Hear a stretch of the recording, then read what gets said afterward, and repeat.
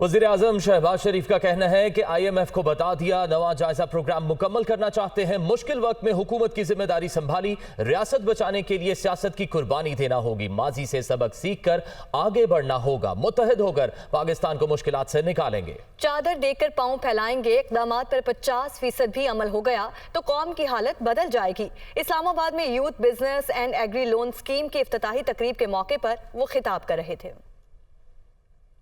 IMF को हमने ये बड़ा वाज़ेह पैगाम दिया है कि भाई हम आपके साथ 9th रिव्यू मुकम्मल करना चाहते हैं, हम तैयार हैं और आपकी जो शराइत हैं उनको आपके साथ बैठकर नेगोशिएट करके उसको हम कंक्लूड करना चाहते हैं। ना मैं यहाँ पर कोई बैन डालूंगा, ना कोई अनड्यू बात करूँगा। ये कहना चाहता हूँ कि इंतहाई मुश्किल तरीन हालात में हमने ये जिम्मेदारी संभाली है, लेकिन इंशाअल्लाह तमाम तर मुश्किलात के बावजूद हमारी हिम्मत जो है बिल्कुल अपनी जगह जवां है, मजबूत है और मिलकर इंशाअल्लाह हम पाकिस्तान को अजीम बनाएंगे। भाई पाकिस्तान को अगर बचाना है तो उसके लिए हमें सियासत को तो कुर्बान करना होगा या सियासी कीमत अदा करनी होगी।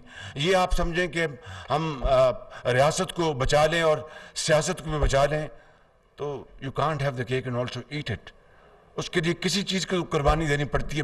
मैं अपनी सारी की सारी सियासी जो कमाई है मैं कुर्बान कर दूंगा पाकिस्तान की रियासत को बचाने के लिए और पाकिस्तान को बचाने के लिए। काश के ये जो यूथ प्रोग्राम का, वज़ीर-ए-आज़म यूथ प्रोग्राम का जो वॉल्यूम है ये कहीं इससे 100 गुना के 1000 गुना भी ज़्यादा हो सकता, लेकिन जितनी चादर उतने हम पाँव फैला सकते हैं। मैं अपनी जान दे दूंगा पाकिस्तान के लिए, मैं हर कदम उठाऊंगा इंशाअल्लाह। स्पीकर कौमी असम्बली ने तहरीक इंसाफ के मजीद 43 अरकान के इस्तीफे मंजूर कर लिए हैं। इस्तीफों की मंजूरी की समरी इलेक्शन कमीशन को भी मौसूल हो गई। कौमी असम्बली ज़राए का कहना है कि स्पीकर ने 22 जनवरी को इस्तीफे मंजूर किए। तफसीलात के लिए देखते हैं ये रिपोर्ट।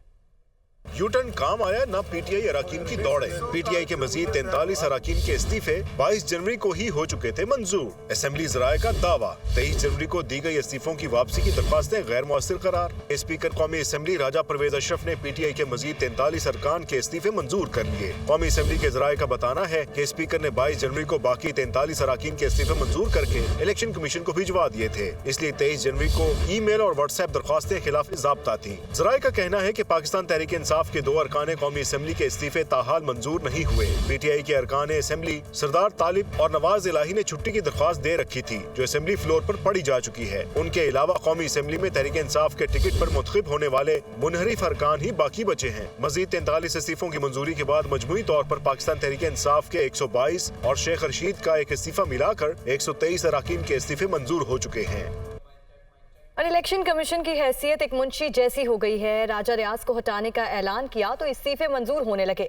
फवाद चौधरी का कहना था ईवानों में 65% नशिस्तें खाली हैं, सिर्फ 35% को बचाने के लिए दोबारा इंतखाबात होना नामुमकिन है। बादशाही सदा नहीं रहती, आप 3 या 4 माह के लिए हैं, जब तक आपको सजा न दे दें आपका पीछा करेंगे। जो लोग 25 मई वाक़े में बराह रास्त मुलव्वस थे उनको तैनात ना किया जाए। कल से बिजली बंद, वजीर तवानाई कभी एक कभी दूसरी दुकान पर पाए खा रहे हैं।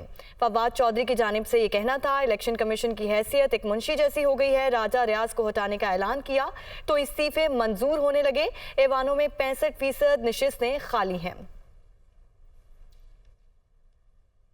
पीटीआई अरकान कौमी असम्बली की चीफ जस्टिस से मुलाकात के लिए सुप्रीम कोर्ट आमद। पीटीआई अरकान को चीफ जस्टिस से मुलाकात की इजाजत न मिल सकी।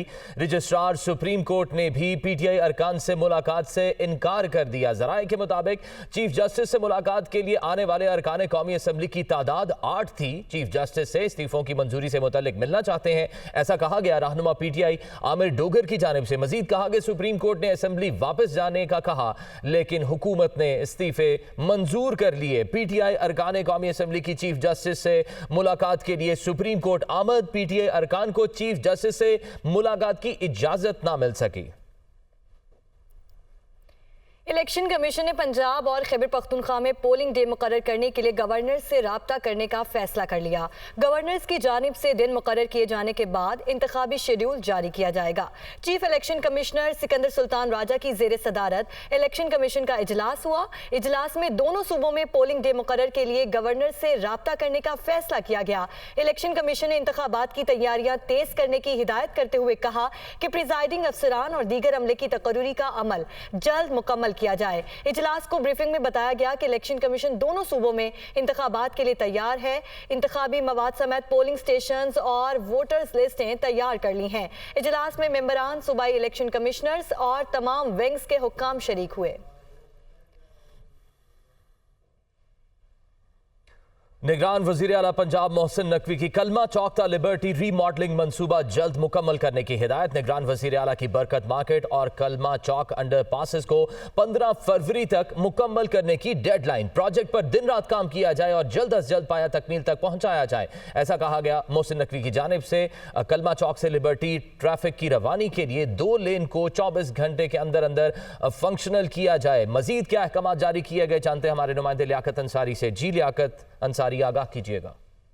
जी बिल्कुल, निगरान वज़ीर आला पंजाब सैयद मोहसिन रजा नकवी की जानब से ये हदायत जारी हुई है कि चौक जो कलमा चौक है वहाँ से लेकर लिबर्टी तक जो remodelling central business district Punjab ब्लू एट का जो मनसूबा चल रहा है इसको जल्द अज जल्द मुकम्मल किया जाए। और इस हवाले से निगरान वज़ीर आला ने बरकत मार्केट से अली ज़ेब रोड तक अंडरपास और कलमा चौक अंडरपास की रीमॉडलिंग प्रोजेक्ट को 15 फरवरी तक मुकम्मल करने की डेडलाइन दे दी है। मोहसिन नकवी की तरफ से कहा गया कि कॉन्ट्रैक्टर जो है वो प्रोजेक्ट को जितनी जल्दी हो सके मुकम्मल करे ताकि शहरियों को आमदोरफ्त में सहूलत मुयस्सर और प्रोजेक्ट पर दिन रात काम किया जाए और जल्द अज जल्द पाया तकमील तक पहुंचाया जाए।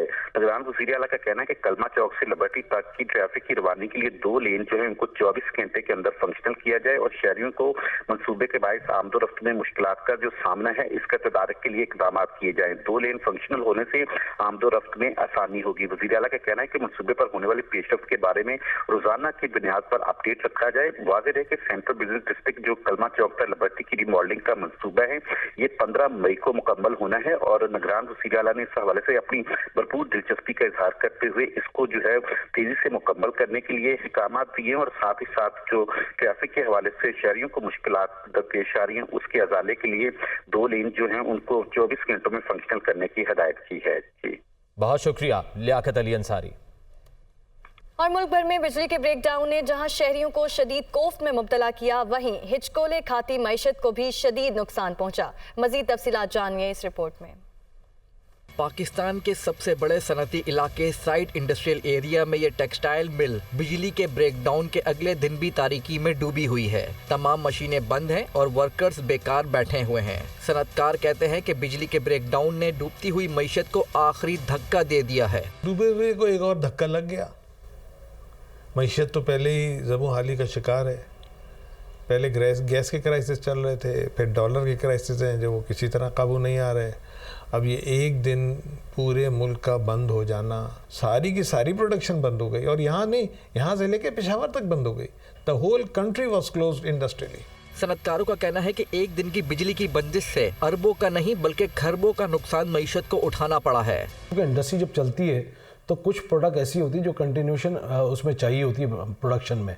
जैसे ही वो रुकती है तो लाखों करोड़ों अरबों रुपए का लॉस होता है।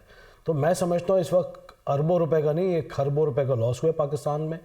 और इसको कोई अनप्लान्ड, जिसमें भी हम चले जाएं, रात को हम उठते हैं सुबह कुछ हो रहा होता है, बिल्कुल अनप्लान्ड चीज़ें हो रही हैं। सनतकारों का कहना है कि बिजली की बंदिश के बाइस सिर्फ टेक्सटाइल सेक्टर को अब तक $7 करोड़ का नुकसान हो चुका है, जबकि दीगर नुकसान इसके अलावा हैं।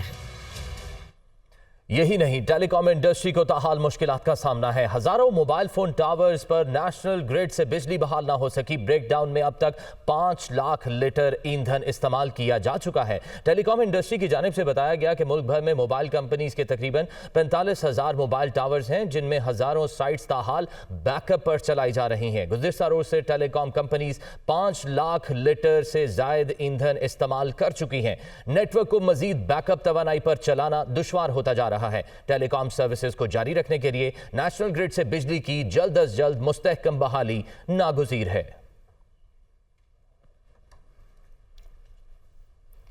और पाकिस्तान में तवानाई का बहरान, आवाम की मुश्किल हालात में भी मजाक की आदत ने पूरी दुनिया की तवज्जो हासिल कर ली। सोशल मीडिया पर मीम्स का ऐसा तूफान उठा कि हर कोई हैरान रह गया। इसी हवाले से देखते हैं ये रिपोर्ट। मुल्क में बिजली का ब्रेकडाउन क्या हुआ, सोशल मीडिया प्लेटफॉर्म्स पर तंजो मजाक का तूफान उमड़ आया। सार्फिन ने मीम्स के जरिए अपने दिल की भड़ास खूब निकाली। मुख्तलिफ सार्फिन की जानिब से लिखे गए अल्फाज, हो क्या रहा है यार, देखते ही देखते ट्रेंड बन गया। तो बाद सार्फिन ने मीम्स में पूरी दुनिया का नक्शा दिखाया, मगर पाकिस्तान के हवाले से लिखा, यहाँ लाइट नहीं। एक सारिफ ने सैटेलाइट से ली गई तस्वीर लगाकर पाकिस्तान में रात को भी बिजली ना होने की पोस्ट लगा दी। ब्रेकडाउन को सियासी रंग देने की कोशिश भी की गई। कहा गया मुल्क में ना बिजली, ना गैस, ना नौकरी है, मगर फिर भी उम्मीद बरकरार है। जबकि बाज ने कहा कि पत्थरों के दौर की याद ताज़ा हो गई। मीम्स में फोन चार्ज करने वालों की लगी कतारें भी दिखाई गईं और सबसे तवज्जो का मरकज बनने वाली मीम में दुआ करते सारिफ ने लिखा कि ए खुदा खत्म कर दे सारी परेशानी, हमें भी बना दे इस साल ओवरसीज पाकिस्तानी। अभी आपको बताएं, साबिक बरतानवी सेक्रेटरी खारजा ने नरेंद्र मोदी को बराह रास्त गुजरात कत्लेआम का जिम्मेदार करार दे दिया। जैक स्ट्रॉ ने बीबीसी की दस्तावेजी रिपोर्ट में तस्दीक कर दी। गुजरात फसादात पर 2002 की टोनी ब्लेयर हुकूमत ने गैर मामूली तहकीकात कराई थी।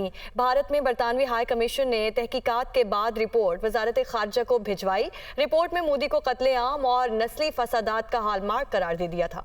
इसी हवाले से मजीद तफसीलात जानेंगे। आमिर सईद अब्बासी हमारे साथ मौजूद हैं। जी आमिर, आगाह कीजिएगा, रिपोर्ट में मजीद क्या कुछ सामने आया?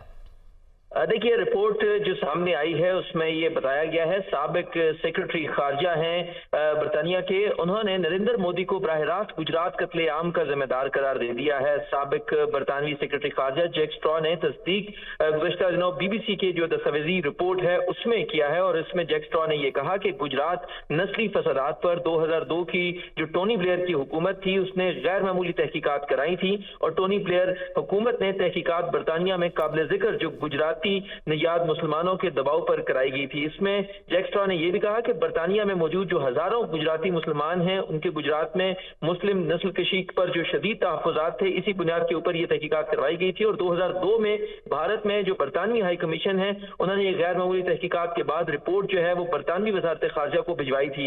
इसमें जैक स्ट्रॉ ने यह भी कहा कि बरतानवी हाई कमीशन की रिपोर्ट में नरेंद्र मोदी को बराह रास्त गुजरात में मुस्लिम कुश फसादात का जिम्मेदार करार दिया गया और रिपोर्ट में मोदी को नस्ली कत्लेआम और फसादात का हॉलमार्क करार दिया गया था। और जैक स्ट्रॉ ने यह भी कहा कि रिपोर्ट में नरेंद्र मोदी की 27 फरवरी को भारतीय सीनियर पुलिस हुकाम से मुलाकात का भी इंकशाफ किया गया है। जैक स्ट्रॉ की तरफ से आप हमें आगाह कर रहे थे।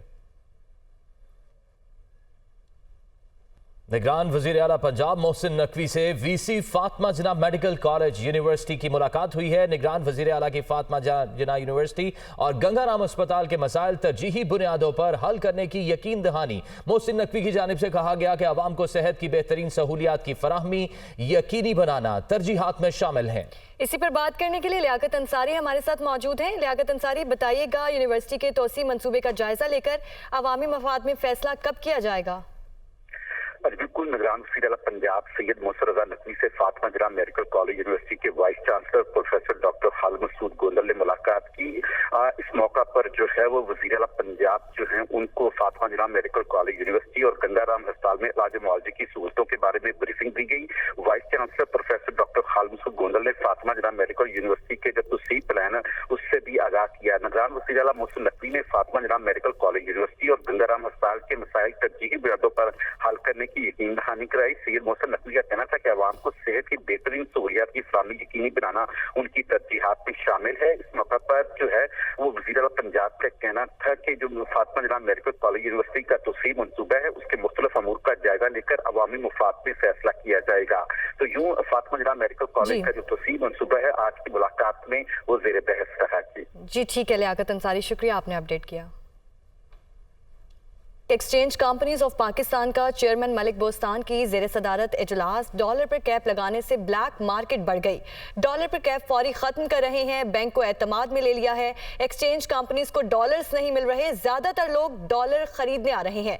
डॉलर को मार्केट रेट पर बेचना चाहिए, रेट एक होगा तो कीमत में इस्तेहकाम आएगा। ब्लैक और इंटर बैंक में रेट के फर्क को कम करना जरूरी है, ऐसा कहा गया एक्सचेंज कंपनीज की जानिब से। एक्सचेंज कंपनी ऑफ पाकिस्तान का चेयरमैन मलिक बोस्तान की ज़ेर सदारत इजलास हुआ। डॉलर पर कैप लगाने से ब्लैक मार्केट बढ़ गई है। एक्सचेंज कंपनीज की जानिब से कहा गया, मजीद कहा गया कि डॉलर पर कैप फौरी खत्म कर रहे हैं। स्टेट बैंक को एतमाद में ले लिया। एक्सचेंज कंपनीज को डॉलर्स नहीं मिल रहे, ज्यादातर लोग डॉलर खरीदने आ रहे हैं। डॉलर को मार्केट रेट पर बेचना चाहिए। मजीद इजलास की अंदरूनी कहानी जानेंगे। हमारे साथ मौजूद हैं शहरियार जंजुआ। जी शहरियार, आगाह कीजिएगा। देखिए, करेंसी एक्सचेंज एसोसिएशन ने कुछ अरसे पहले डॉलर की फरोख्त पर यानी कि डॉलर के रेट पर एक कैप लगा दिया था।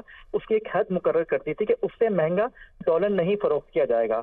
उनकी नीयत अपनी तरफ से बिल्कुल सही थी। उन्होंने ये सोचा था कि इससे मार्केट में इस्तेहकाम आएगा और डॉलर का एक रेट मुकर्रर हो जाएगा, लेकिन ऐसा नहीं हो सका। और देखने में ये आया कि एक पैरेलल ब्लैक मार्केट खड़ी हो गई, जहां पर डॉलर इंटर बैंक और ओपन मार्केट के रेट से बहुत ऊपर बिकने लगा। तो अब करेंसी एक्सचेंज एसोसिएशन ने ये फैसला किया है और उन्होंने इसको स्टेट बैंक को भी एतमाद में लिया है। उनको ये बताया है कि वो डॉलर का रेट अब बढ़ाएंगे ताकि जो ब्लैक मार्केट है उसका जो रेट है उसके बराबर लेकर आया जा सके और डॉलर के जो तीन रेट अभी मार्केट में चल रहे हैं उनको खत्म किया जा सके। करेंसी एक्सचेंज एसोसिएशन का ये भी कहना है कि अभी मार्केट में अनसर्टेनिटी बहुत ज्यादा है। लोग डॉलर खरीद रहे हैं, लोग समझ रहे हैं कि डॉलर में सरमायाकारी करेंगे तो उनको आगे आने वाले दिनों में फायदा होगा। इसलिए उन्होंने ये एक तजवीज भी आवाम को दी है कि अभी जरूरत है कौम की खातिर, मुल्क की खातिर, मईशत की खातिर अभी डॉलर में सरमायाकारी ना की जाए। डॉलर को ज्यादा से ज्यादा फरोख्त किया जाए। जिन लोगों के घरों में डॉलर है वो आके डॉलर को मार्केट में सेल करें ताकि मुल्क की जो एक रिक्वायरमेंट है डॉलर की उसको पूरा किया जा सके। बहुत शुक्रिया शहरियार जंजुआ। निगरान वज़ीर आला पंजाब मोहसिन नकवी की सदारत में आला सतह इजलास, चीफ सेक्रेटरी IG पंजाब और CCPO लाहौर की भी शिरकत। निगरान वज़ीर आला की मसनूई महंगाई पैदा करने वालों के खिलाफ बिला इम्तियाज कार्रवाई की हिदायत। शहरियों को किसी सूरत नाजायज मुनाफाखोरों और जखीरा अंदोजों के रहमो करम पर नहीं छोड़ सकते। निगरान वज़ीर आला का आवाम के जानो माल के तहफ़्फ़ुज़ के लिए तमाम जरूरी इकदाम का भी हुक्म दिया गया है। जी बिल्कुल, मोहसिन नकवी की जानिब से मजीद कहा गया कि लॉ एंड ऑर्डर की सूरत हाल के हवाले से नताइज सामने आने चाहिए। ख़वातीन और बच्चों के खिलाफ जराइम में मुलविस मुल्जिमान से आहनी हाथों से निपटा जाए। मजीद इजलास की अंदरूनी कहानी जानेंगे। हमारे साथ लियाकत अंसारी मौजूद हैं। जी लियाकत, आगाह कीजिएगा। बिल्कुल, निगरान वज़ीर पंजाब सैयद मोहसिन रजा नकवी की ज़ेर सदारत आला सतह का इजलास हुआ। Chief secretary Zahid Akhtar Zaman, inspector general police Usman Anwar और CCPO लाहौर बिलास कमियाना की इजलास में शिरकत हुई। निगरान वज़ीर आला ने इंतजामी अमूर, महंगाई पर काबू पाने और जराइम कंट्रोल करने के हवाले से हदायत दी। चीफ सेक्रेटरी ने वज़ीर आला को सूबे में प्राइस कंट्रोल, इंतजामी अमूर, जबकि IG पुलिस ने अमन अमान के हवाले से ब्रीफिंग दी। निगरान वज़ीर आला मोहसिन नकवी ने अवाम के जानो माल के तहफ़्फ़ुज़ के लिए तमाम जरूरी इक़दाम का हुक्म दिया और उनका कहना था कि लॉ एंड ऑर्डर की सूरत हाल के हवाले से नताइज सामने आने चाहिए। स्ट्रीट क्राइम्स को कंट्रोल करने के लिए पुलिस को इंतहाई फाल अंदाज से काम करना होगा। अमन अमान को यकीनी बनाना अव्वली तरजीह है। खवातीन और बच्चों के खिलाफ जराइम में मुलव्वस मुल्जिमान से आनी हाथों से निपटा जाए। निगरान वज़ीर आला ने महंगाई को कंट्रोल करने के लिए भी जरूरी इक़दाम की हिदायत की और कहा कि शहरियों को किसी भी सूरत नाजायज मुनाफाखोरों और जखीरा अंदोजों के रहमो करम पर नहीं छोड़ा जा सकता। मसनूई महंगाई पैदा करने वालों के खिलाफ अफसरान बिला इम्तियाज कार्रवाई करें। बहुत शुक्रिया लियाकत अंसारी।